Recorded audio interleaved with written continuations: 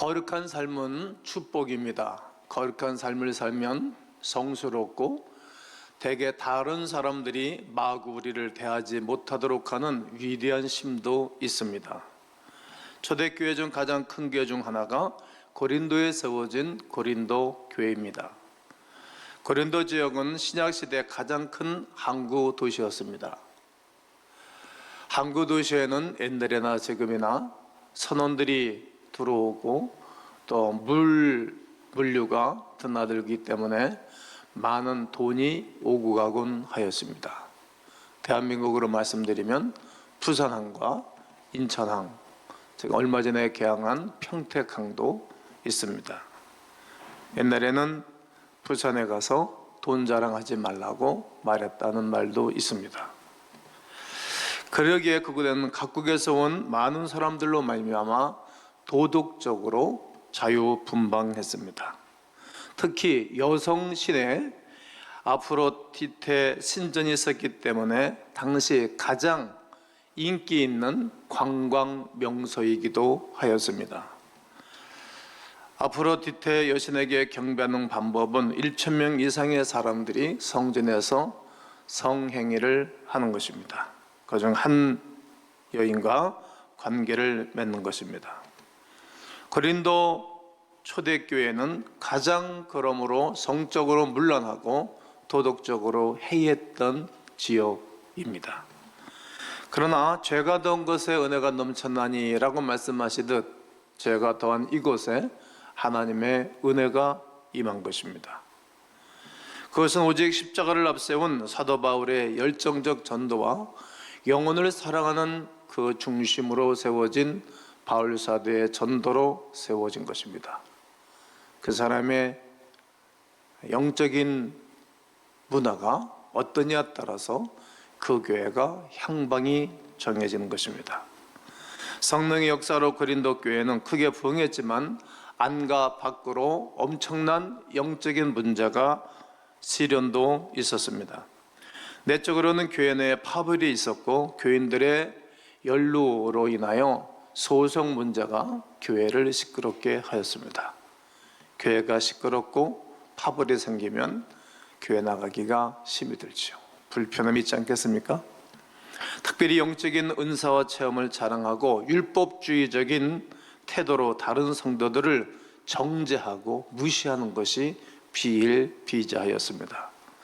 외적으로는 성적으로 타락한 문화가 끊임없이 성결한 삶을 위협하였습니다. 그렇게 부도덕한 삶을 살아가는 것을 바라보고 뭐 괜찮다, 그럴 수 있다 이렇게 보고 말하는 사람도 있고 옹호팀들이 있었고 그럴 수 없지 그러면서 서로 이렇게 의견이 분분하게 나누어졌습니다. 그런 상황에서 사도 바울은 이런 사람들, 이런 상황을 직시하면서 어떻게 하면 저 사람들이 거룩한 삶을 살까, 하나님의 자녀다운 삶을 살까 얼마나 고민했지 않겠습니까? 여러분들은 목사의 고민이 어떤 것인지 다 아십니까?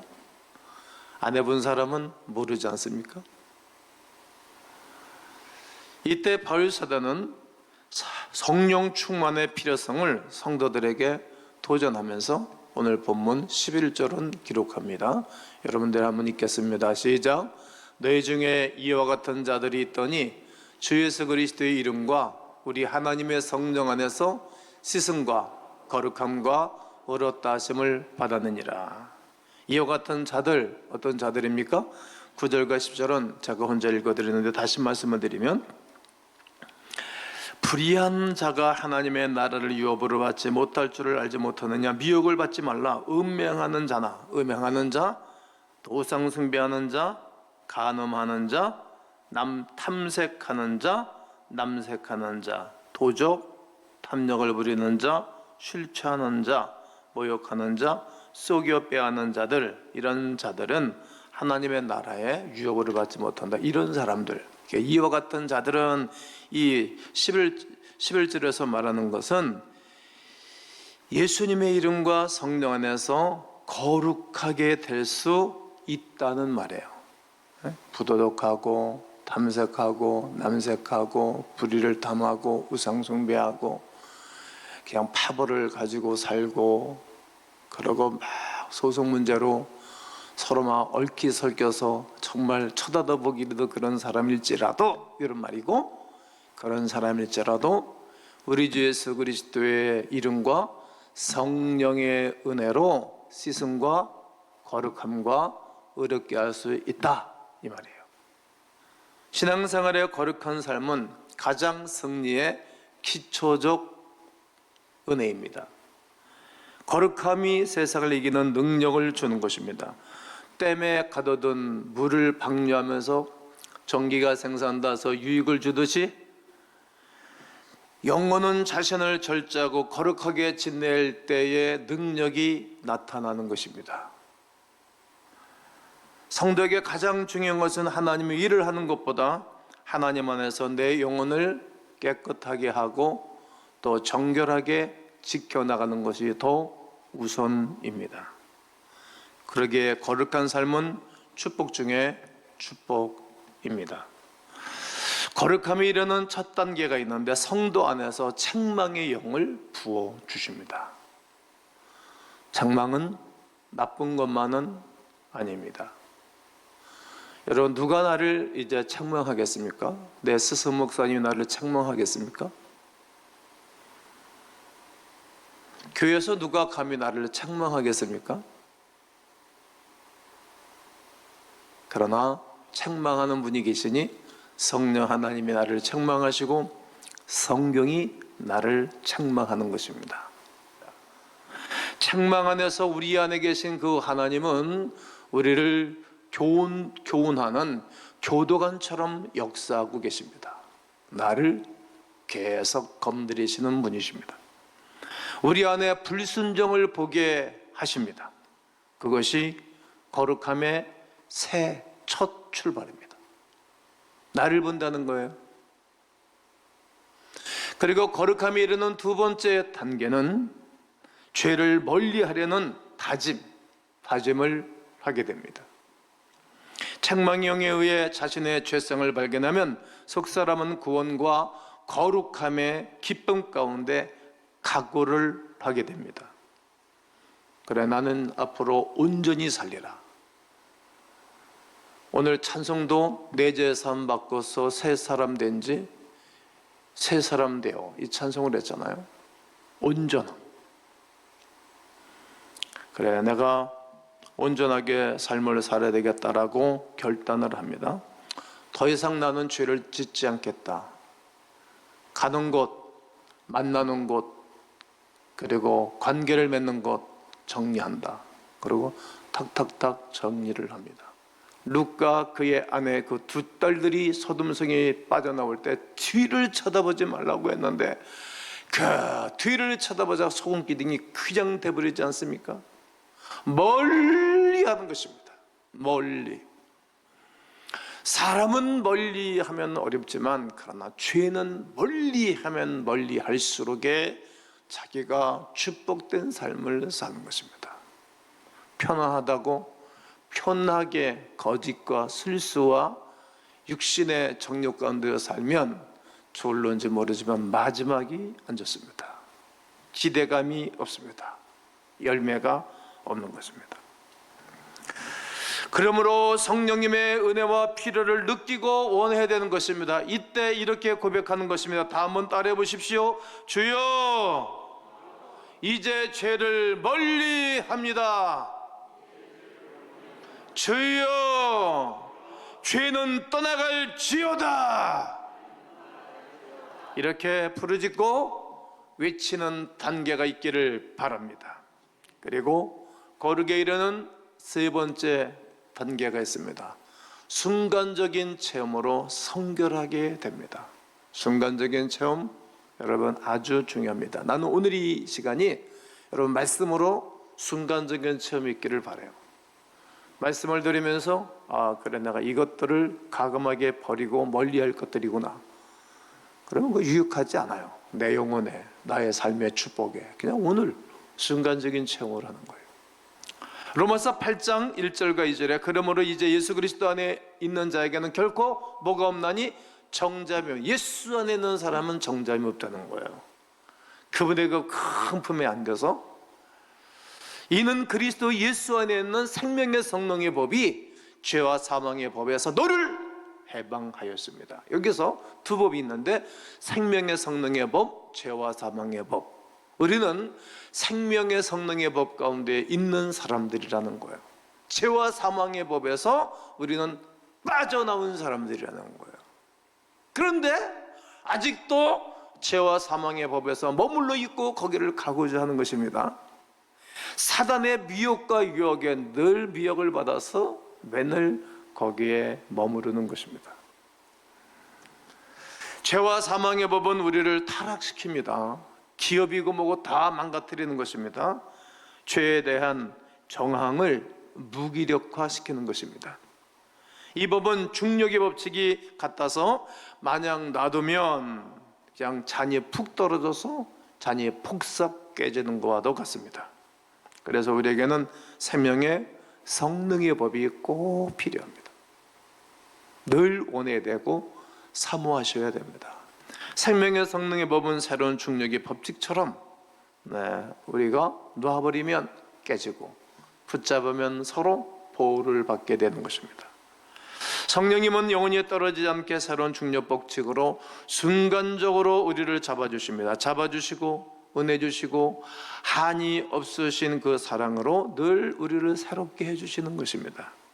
오늘도 성결한 존재를 만드시는 은혜가 여러분 가운데 있기를 축복합니다. 오늘 이 시간에 성령이여 나에게 충만하게 하시고 말씀의 재조명과 말씀으로 나를 결단하게 해달라고 간구하는 아침 되기를 바랍니다. 그리고 거룩에 이르는 네 단계는 점진적인 체험으로 성결하게 합니다. 점진적인 성결입니다. 우리의 영혼은 좋은 길로 인도해 가시는 것입니다. 시편 23편에 다윗이 나이가 먹고 그리고 이제 안정감이 생겼을 때 쓴 시가 시편 23편입니다. 여호와는 나의 목자시지 내게 그 하나님이 부족함이 없게 하신 것입니다. 부족함이. 그가 나를 푸른 초정에 놓으시며 쉴만한 물가로 인도하시는도다. 여러분, 양에게 있어서는 넓은 초장이 최고의 만족 아닙니까? 넓은 초장에 먹거리가 너무 많이 있는 거예요. 쉴만한 물가로 인도하시는도다. 내 영혼을 소생시키시고 자기 이름을 위하여 의의 길로 인도하신도다. 하나님 내 영혼을 소생시켜 주시고 난 이후에 하나님의 이름 때문이라서도 내 이름이 아니에요. 하나님의 이름. 여러분, 강교회 위에는 하나님의 이름이 있는 것 아닙니까? 김동기 목사 위에는 하나님의 이름이 있는 거 아닙니까? 여러분 이름 위에는 하나님의 이름이 있는 것입니다. 하나님의 이름을 위해서라도 의의 길로 인도하시는 것입니다. 로마서 8장 3절에 율법이 육신으로 말미암아 연약하게 할 수 없는 그것을, 율법이 우리의 육신으로 말미암아 연약한 거예요. 우리가 부족한 거예요. 할 수 없는 그것을 누가 하신다? 하나님은 하시나니. 따라하실까요? 하나님은 하시나니. 하나님은 하는 거예요. 사람은 못해요. 그래서 우리가 하나님을 예배하고 경배하는 거예요. 그까짓 세균 때문에 우리가 예배 못 드려서 되겠어요? 하나님은 하시나니 그 죄로 말미암아 자기 아들을 죄 있는 육신의 모양으로, 하나님이신 그 예수님을 죄 있는 육신의 모양으로 이 땅에 보내신 거예요. 자기 땅에 오며 자기 백성들이 영접하지 아니하였으나 영접하는 자 곧 그 이름을 믿는 자들에게는 하나님의 자녀가 되는 권세를 주신 것입니다. 육신의 죄를 정하시기 위하여, 여러분과 나의 육신의 죄를 정하시고 해결하기 위하여 이 땅에 오셨어요. 그 죄가 용서를 받고 나니 내 속사람, 내 영혼이 확 살아나는 거예요. 생명의 성령의 법 안에 거하게 하신 것입니다. 나는 이 날을 잊지 못하는 것입니다. 교회 안에 악하고 변하지 않은 사람들이 변하는 것입니다. 예배당에 와서 말씀을 듣고 예배드리고 성도들과 교제 나눈다 보면 어느 날 변해있는 것입니다. 하나님이 그렇게 역사해 주시는 것입니다. 거룩함에 이르는 네 단계에 이르게 하시는 것입니다. 여러분과 제가 날마다 새로워지기를 원합니다. 여러분, 새로워지기를 우리가 원해야 되는 것입니다. 바라야 되는 것입니다. 어느 분은 날마다 좋아지는 분이 계십니다. 또 어느 분들은 뒤로 물러가 침륜에 빠질 분들도 있습니다. 11에서 10장 39절의 말씀처럼 말입니다. 계속 물러가는 것입니다. 오는 날마다 말씀을 듣고 순종하면서 말없이 변화되어 가고 있습니다. 요한복음 17장은 예수님의 기도입니다. 전체가 요한복음 17장을 읽으면 예수님의 기도가 얼마나 폭넓고 깊고 미래지향적인지 모르고, 그리고 하늘나라의 영광에 대해서도 다 기도하십니다. 거기에 17장 17절에 보면 그들을 진리로 거룩하게 하옵소서. 아버지의 말씀은 진리니이다. 여러분, 진리로 거룩하게 해달라고 기도하셔야 됩니다. 나 자신을 위해서, 우리의 오이커스들을 위해서. 그리고 그 진리로 거룩하게 하시는데 아버지의 말씀은 진리니다. 진리가 뭐냐 도대체? 많은 사람들이 찾는 거예요. 진리는 하나님의 말씀, 즉 예수 그리스도가 말씀이기 때문에 예수님이 진리인 것입니다. 진리로 거룩하게 해달라고 기도하시는 것입니다. 이 성결의 문제로 신학자들이 대립을 했습니다. 성결은 순간적인 체험인가, 아니면 점진적인 체험으로 이 일들이 해결되어지는가? 체험적인 신학자들은 순간적인 체험만을 중시하는 것입니다. 여러분, 순간적인 체험 아주 중요한 것입니다. 오늘 저는 의미 있는 설교를 하는 것입니다. 많이 고민하고 그리고 생각하면서 설교하는 것입니다. 오늘 이 말씀 듣고 죄를 잘라버리고 멀리하고 결단하면 순간적인 체험이 있는 것입니다. 엄청난 미래의 축복을 거머쥘 수 있는 기회입니다. 또 성령의 놀라운 능력으로 일시적인 체험이 있을 수도 있습니다. 그런 체험들이 여러분 많이 있었지 않습니까? 저는 그런 일시적인 체험들이 굉장히 많습니다. 많을수록 좋습니다. 하나님의 거룩한 사람들은 체험적인 것도 중요합니다. 반면에 자유주의 신학자들은 점진적인 체험을 중시합니다. 그러나 거룩한 존재가 되려면 두 가지가 반드시 필요합니다. 일시적인 체험, 점진적인 체험 말이죠. 여러분, 우리가 키가 한꺼번에 컸습니까? 점진적으로 커왔지 않습니까? 이처럼 우리가 영적인 키도, 영적인 성숙함도 순간적인 체험과 함께 점진적으로 성장해 나가셔야 합니다.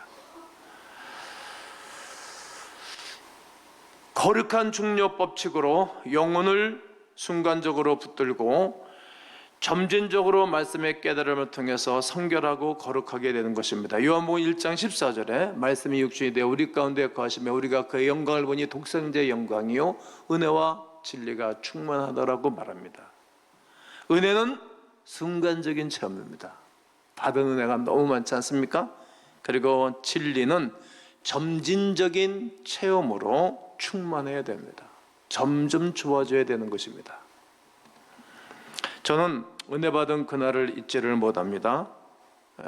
그날 늘 그때 생각하면 힘들 때 다시 훅 일어나요.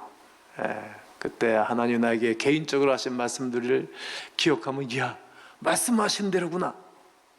40여 년 지나고 나니까 이게 꿈 같은 일이거든요. 여러분, 여러분들은 어떻게 생각하는지 모르지만 나에게는 꿈 같은 얘기예요. 그리고 점점 좋아지는 거예요. 저의 마음의 그릇도 점점 좋아지고, 이렇게 수용성이라고 할까? 모든 것을 주워 담을 수 있는 사람으로 바뀌어져 가는 거예요. 이렇게 성결한 삶을 살려면 경건치 않은 것과 세상 정력을 하루아침에 다 버리셔야 됩니다. 잘라버리는 것입니다. 육신의 정력, 안목의 자랑, 이상의 자랑들을 잘라내야 됩니다. 물욕, 정력, 그리고 때로는 우정도 하나님의 은혜를 이루는 데 방해되는 것이라면 하나하나 잘라내야 됩니다. 어느 곳에 가나 시간과 삶을 밝은 면에 써야 됩니다. 좋은 쪽에 나를 쓰도록 해야 됩니다. 내가 가는 것마다 좋아지도록 해야 됩니다. 이상한 일에 앞장서면 안 됩니다. 부정적인 것에 앞장서면 안 됩니다. 싫은 것이 보이면 중보기도 하고, 정말 말할 때는 기도 많이 하고, 정말 겸손하게 책으로 낮은 자세로 말해야 상대방이 마음을 엽니다. 물질도 밝은 면에 계속 보내주셔야 됩니다. 하나님이 주시는 값진 시간에 기도하고 묵상하는 데 많은 시간을 들여야 할 것입니다. 하나님이 주신 보물 하나님께 드릴 줄 알아야 됩니다. 마태복음 6장 21절에 내 보물이 있는 그곳에는 네 마음도 있다. 그럼 보물이 있는 곳에 마음이 있는 것 아닙니까? 우리가 마음이 하나님에게 있기 때문에 하나님 나라를 위해서 보물을 드리는 것입니다. 또 우리가 물질에 관심이 많잖아요. 그래서 물질을 주 앞에 드리고, 마중물처럼 그거는 11.5 열에 하나 드리는데 그게 뭐 그렇게 큽니까? 열에 9개 다 달라도 할 수 없는 거잖아요. 하나님이 이 땅을 창조주 주인이시니까. 그런데 10개 하나 정도 달렸는데 그거 뭐 그렇게 아깝습니까? 우리에게 몇몇 사람들은 10에 2조 하는 사람들이 많습니다. 그냥 풍요롭습니다. 하나님 앞에 나올 때 빈손으로 나오지 말라고 출애굽기에 말씀하고 있습니다. 하나님께 드리면 더 많은 것으로 채워주신다고 60배, 30배, 100배, 그리고 1000배, 만배로 갚아준다고 약속을 하셨습니다. 하루에 1시간만이라도 하나님께 집중하여 드려야 됩니다. 하시켐 이런 설교를 제가 했습니다. 꾸준히 이런 뜻입니다. 예레미야 선지자는 23년 동안 꾸준히 하나님 말씀을 전했습니다. 23년 동안 변함없이. 그 예레미야가 살던 그 시대에는 사람들이 아주 교만하고 말을 안 들었던 시대입니다. 주여정의 말을 징그럽게 안 들었던 세대예요. 그래도 안 들어도 계속 했습니다. 하슈켐 변함없이. 그때 하나님께서 매일같이 세상을 이길 힘을 주는 것입니다. 여러분과 제가 이길 수 있는 힘이 하나님께로부터 주어지는 것이지 내 의로 세상을 이깁니까? 내 의로 이 땅을 살아갑니까? 이겨낼 수 없습니다. 특별히 새벽 예배만큼만은 내 영혼을 성결하게 해주는 시간은 없습니다. 저에게는 여기저기서 문자도 많이 오고 전화도 많이 옵니다. 저는 화장실 들어갈 때 핸드폰 가져가서 전화 신방하고 일들을 보고, 차량을 움직일 때 꼭 저는 전화를 2개를 쓰니까 이렇게 전화 신방을 하고, 또 통화할 사람들 통화를 합니다. 거기다가 운전할 때, 움직일 때 이렇게 전화를 하곤 합니다. 그러나 새벽 예배 시간은 거기다가 누군가가 나한테 전화 오지도 않고 찾아오는 사람이 없습니다. 그래서 저는 새벽 예배 시간에 기도하는 것이 좋습니다. 저는 22살서부터 늘 새벽에 기도하면서 살았습니다. 내 영혼이 새 힘을 얻고 영적인 힘을 공급받는 것은 새벽 시간이었습니다. 변함없이 오늘까지 하고 있고, 이 땅을 떠날 때까지, 그리고 목회하다가 목회를 은퇴를 해도 새벽을 깨울 것 같습니다. 최고의 은혜와 영적인 축복을 받는 시간이기 때문입니다. 그리고 하나님의 복음을 전하면 새로워집니다. 마가복음 10장 20절에 제자들이 나가서 복음을 증거할 때 그 따르는 표정으로 말씀을 확실히 증거했다. 복음을 전해주면 주께서 역사를 하시는 것입니다. 사랑하는 성도 여러분, 거룩한 삶을 살기를 주님의 이름으로 권면합니다. 우리가 어찌 거룩한 삶으로 변화할 수 있습니까? 책망이 부어지는 것입니다. 여러분, 사람들이 사람에게 책망하면 거기다가 싫어합니다. 그러나 하나님의 말씀과 성령이 나를 책망하도록 하는 것, 그래서 성경을 읽고 묵상하고 규태하는 것입니다. 책망하도록 해야 됩니다. 책망받으면 죄악을 멀리하는 것입니다. 멀리할 뿐만 아니라 가차없이 잘라내버리는 것입니다. 그리고 순간적인 체험을 하게 하시고, 그리고 순간적인 체험을 한 번 체험만이라도 그냥 만족한 것 아니겠습니까? 하나님이 나에게 주신 체험의 시간이니까, 선물의 시간이니까 뭐 또 달라 그럴 게 뭐가 있겠습니까? 그냥 감사하고 그 일을 위해서 살게 되면 주님은 계속적으로 나를 다가오시는 것입니다. 계속 주십니다.